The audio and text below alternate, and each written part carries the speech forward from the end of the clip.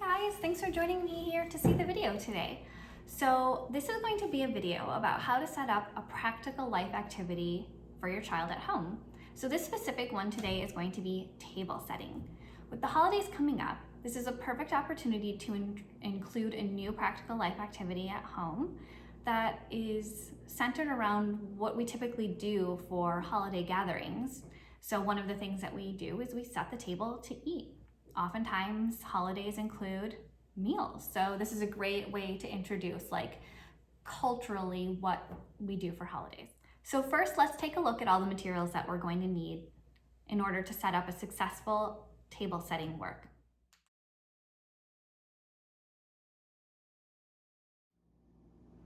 All right, so here I have set up all the things that you're going to want to have for making a table setting activity for your child at home. So I have it set up for the initial presentation, the things that you would want to have at the very beginning when you're first showing your child how to do table setting when they're like 2.5, 3 years old. So we've got a placemat, a napkin, fork, spoon, plate, and cup. So I drew from what I already had in the house. You can easily use like the day-to-day plate and cup and silverware that your child uses. But again, this is what I already had.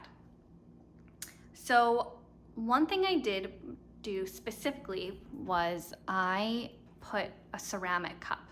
So in Montessori, we tend to use breakable objects, and this is so that children can have a real life experience of what happens when they're not careful, rather than the adult having to tell them all the time, be careful, be careful, be careful.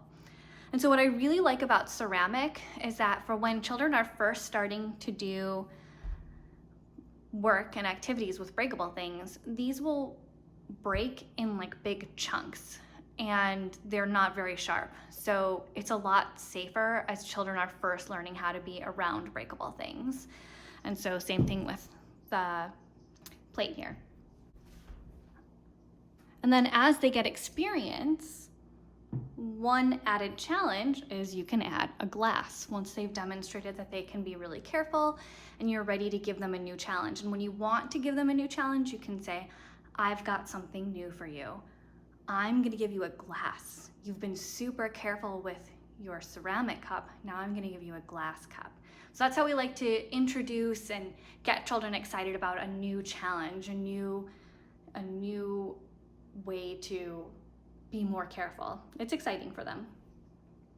Okay, and then of course you always want to have a container for your activity that you're going to make available. It's important to have all the things that they're going to need to be successful in one place so they can take out the activity, be completely successful, put it away, be completely successful in cleaning up. So when you put it on the shelf, you just want to put all of your materials into the basket.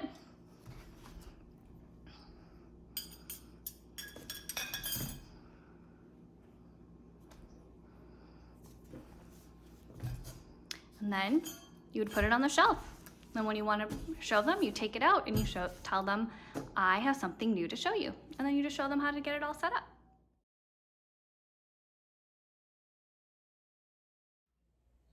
All right, so let's get down to the nitty gritty. So every Montessori activity has a purpose behind it. Each activity will either have an indirect purpose and a direct purpose.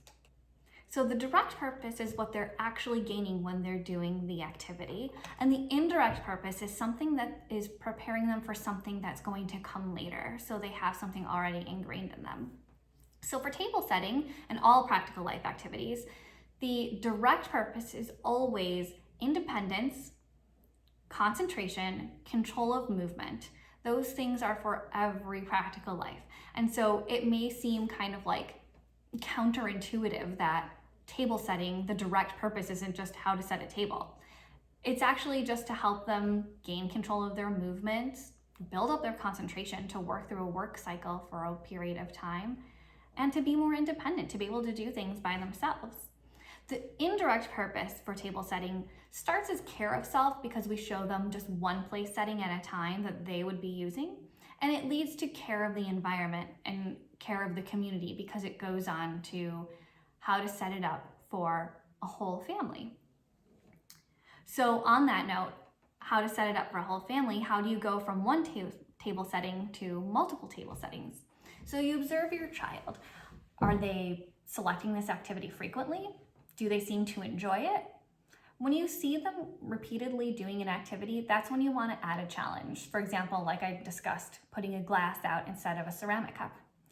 Other things you can do is when you start with one place setting, when you see that they're really interested, you can add an additional place setting. So put into your basket 2 plates, 2 napkins, 2 placemats, 2 cups, and 2 sets of silverware. When you see them continuing to do that and they're finding joy in that, then you increase it again to 4. And then finally, when they continue to still enjoy that activity, you just transition to them where everything is in the kitchen, make things available to them, and then it can be part of the family routine for them. Or if you're having company over, then you can introduce them to setting the table for a whole family gathering or company gathering. So that's how we would extend the activity and progress it.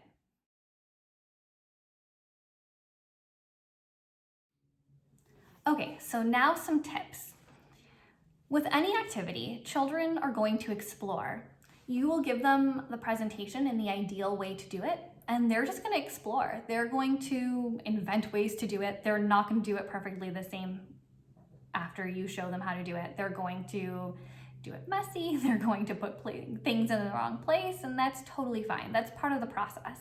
Part of it is just tangibly holding things, tangibly doing things, and just spending time with the materials, and that's okay. Sometimes we don't know what they're getting out of it when they're doing it. We might think to ourselves, oh, they should be setting the table, but for them, sometimes they're just working on being careful with a plate or a glass. Sometimes they're more interested in just laying out the placemat really smoothly, and all those things are okay. So don't worry if they're putting things in the wrong place. You can always draw their attention to it later by saying, I want to show you something new with table setting, and then you draw their attention to it more carefully. Also, I find this one to be really enjoyable because you'll see a lot of role playing when they are doing this activity. So you might see them cutting food for the child on the plate and imagining that there's something on there, or you'll hear them saying, oh, it's too hot, don't touch it yet, let me blow on that for you. Or they might use it to get ready for company coming over and having a party. And all of those things are really great. That's them socially processing things that they've encountered and being able to explore all sides of a social interaction. You know, they're always the child with you, so it's good for them to role play being the adult.